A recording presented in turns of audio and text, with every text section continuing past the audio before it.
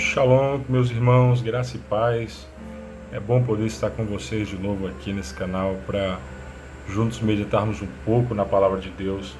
Você que já está inscrito no canal, muito obrigado por fazer parte desse projeto que é esse canal no YouTube para abençoar as vidas, para levar a palavra de Deus ao maior número de pessoas. E eu te agradeço por curtir, por acompanhar as ministrações que são colocadas aqui. Você pode compartilhar essas ministrações no seu Facebook, no seu WhatsApp, onde você quiser, não tem problema nenhum. Desde que seja para abençoar vidas e trazer pessoas ao reino de Deus, isso foi criado justamente com esse objetivo. Então você fazendo isso, você está me ajudando a divulgar a palavra de Deus às pessoas que precisam ouvir e aqueles que têm sede e têm fome de aprender mais de Deus. Tá bom? Hoje eu queria falar com você sobre o que está escrito no livro de João, no capítulo 4. É uma palavra muito linda que há um tempo atrás eu falei sobre isso na igreja, mas foi de forma muito rápida. Então, nesses poucos minutos aqui que eu tenho com você, eu quero meditar nessa passagem. Você pode pegar sua caneta, pode pegar aí seu marca-texto e já grifar João capítulo 4, a partir do versículo 46. Eu quero que você leia essa passagem comigo um pouquinho, para que a gente possa meditar nela e aprender um pouco sobre o que Jesus nos ensinou e os segredos revelados da palavra de Deus. Diz assim: segunda vez foi Jesus a Caná da Galileia, aonde da água fizera vinho, e havia ali um oficial do rei, cujo filho estava enfermo em Cafarnaum. Ouvindo esse que Jesus vinha da Judéia para a Galiléia, foi ter com ele e rogou-lhe que descesse e curasse seu filho, porque já estava à morte. Perceba, era um servo que ele tinha como um filho. Então Jesus lhe disse: se não virdes sinais e milagres, não vão crer. Disse-lhe o oficial: Senhor, desce antes que meu filho morra. Disse-lhe Jesus: vai, o teu filho vive. E o homem creu na palavra que Jesus lhe disse e foi-se. Grifa esse versículo 50. O homem creu na palavra que Jesus lhe disse. Tudo que sai da sua boca tem um poder. Um poder para construir, um poder para edificar, consolidar e um poder para destruir. Você é senhor das suas palavras.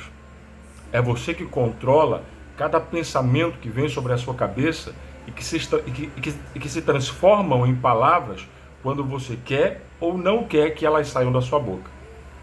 Agora, tudo que você diz tem um efeito. Quando você fala para alguém, ou você fala sobre algo, ou você fala sobre alguém, tudo o que você falar tem um efeito. Quando eu li essa palavra, eu aprendi um segredo da Bíblia Sagrada, um segredo de Jesus que é tremendo. Eu aprendi que palavras, elas têm servos.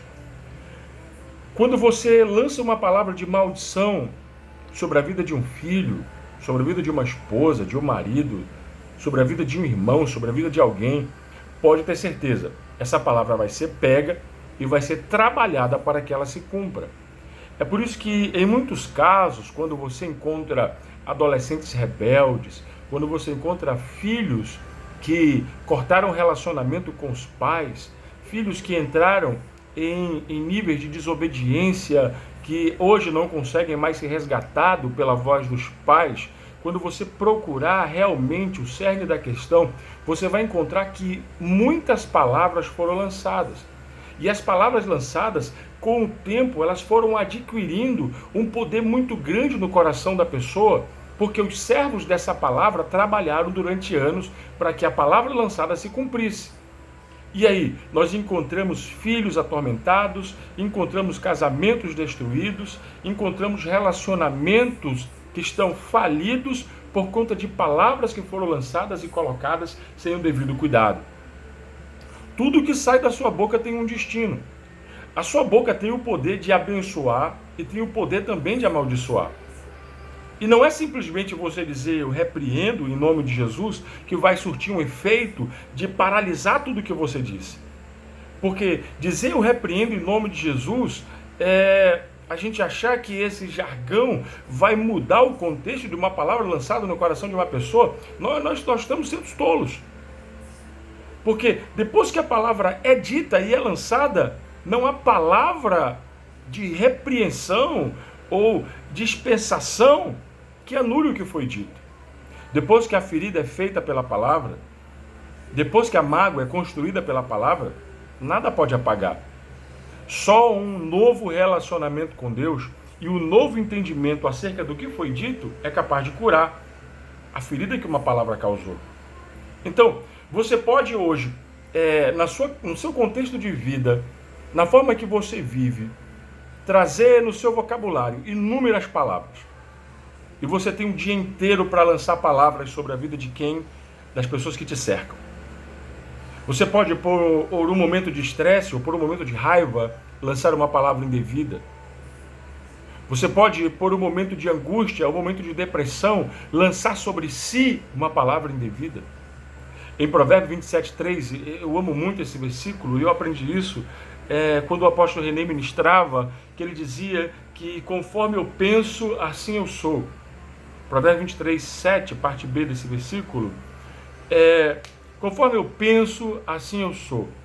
Muitas vezes, no momento de desespero, no momento de angústia, no momento de aflição, nós pensamos coisas ao nosso respeito e acabamos falando coisas de nós mesmos.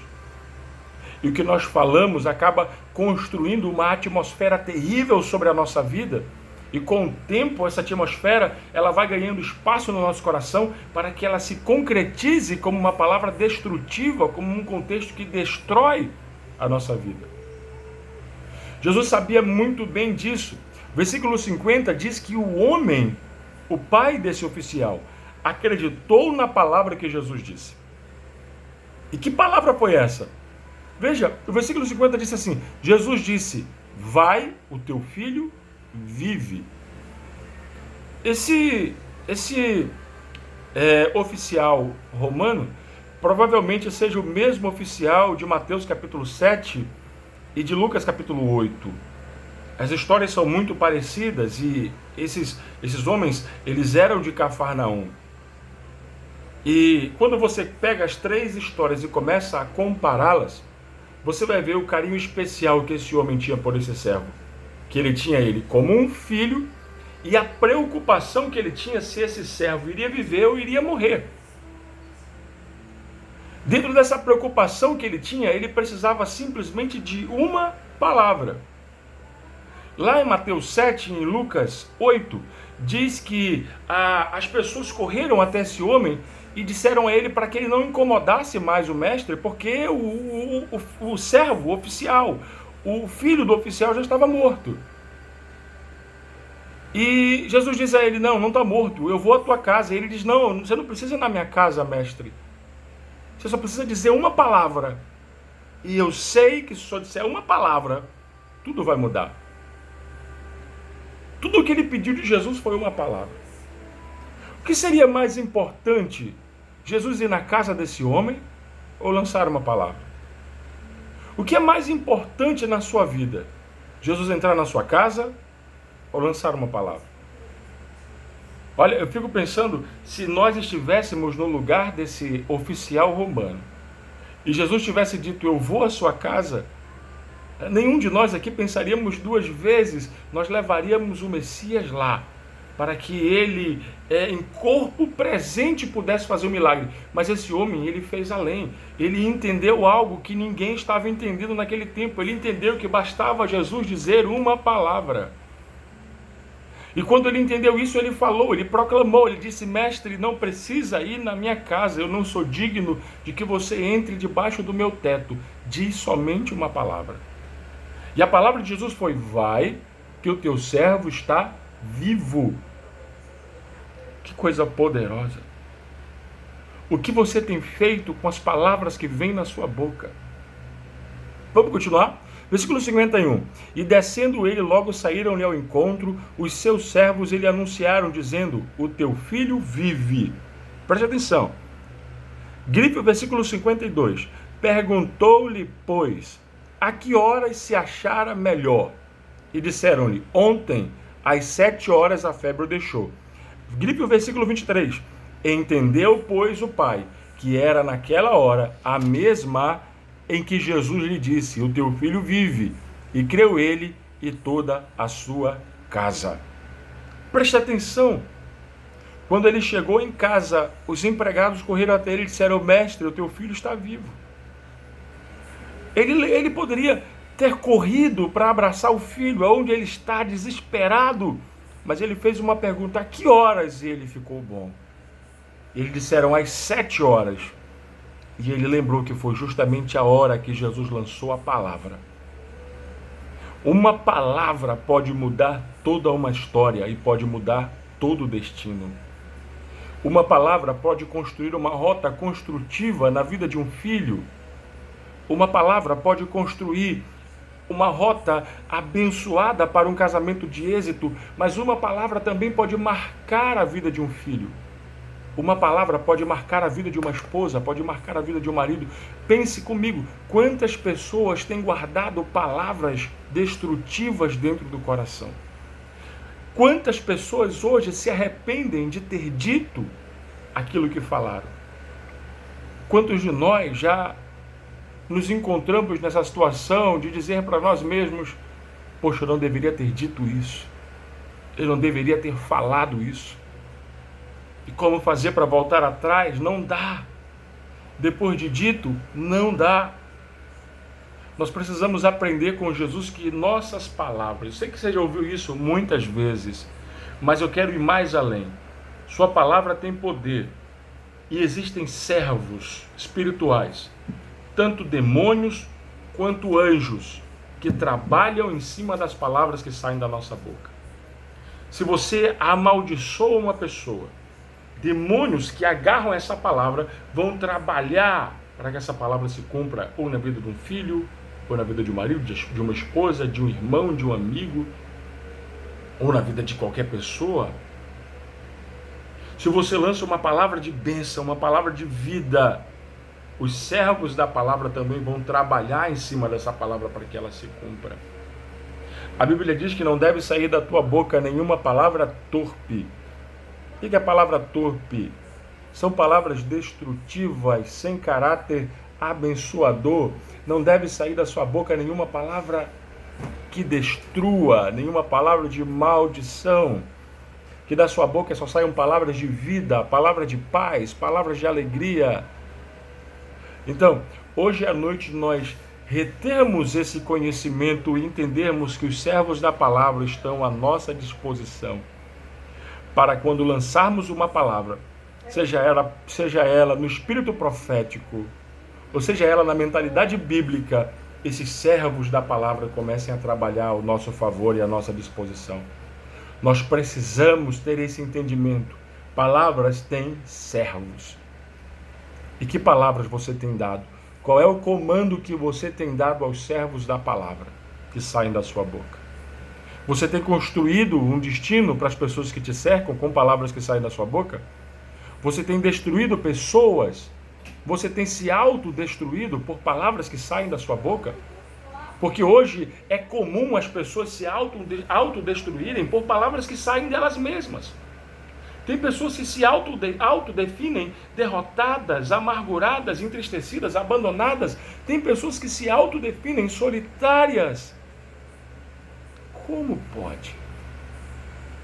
Está na hora de nós termos uma autodefinição de acordo com o pensamento bíblico, que a Bíblia diz que o pensamento de Deus não é o nosso pensamento. Ele sabe que pensamento tem de nós, são pensamentos de paz e não de morte, para que tenhamos um futuro desejável. Ou o futuro que desejamos. Os servos da palavra vão trabalhar em cima daquilo que você diz. Então hoje é noite de você declarar vida de Deus sobre os seus filhos, vida de Deus sobre a sua casa, vida de Deus sobre a sua família, vida de Deus sobre os seus irmãos, vida de Deus sobre você. Você que me assiste e que está me ouvindo nesses minutos que eu estou aqui falando para você sobre isso, comece a declarar a vida de Deus sobre você. Porque eu aproveito esse instante, esses últimos minutos, para dizer: você é uma bênção. Você não é um derrotado, um falido, um amargurado. Você não é uma depressiva. Você não vai morrer. Você é uma bênção. Você é um homem e uma mulher de Deus. A alegria do Espírito Santo quer reinar no seu coração. Você é filho do Deus Altíssimo, herdeiro de todas as promessas de Deus. Você é um príncipe, uma princesa do Senhor. E não deixe que as palavras que saem da sua boca anulem nada do que eu estou te dizendo. Tome as palavras que eu estou dizendo para você e lance sobre a vida das pessoas que estão ao seu redor. As palavras têm servos. E você vai ver como Jesus, naquele mesmo instante, naquela mesma hora, você vai lembrar que lançou uma palavra poderosa sobre alguém. E essa palavra se cumpriu. Que Deus abençoe sua vida. Tenha aí dias extraordinários. Não deixa de curtir, de comentar e de compartilhar esse vídeo para o maior número de pessoas. Que Deus te abençoe. Fica na paz. Shalom, shalom.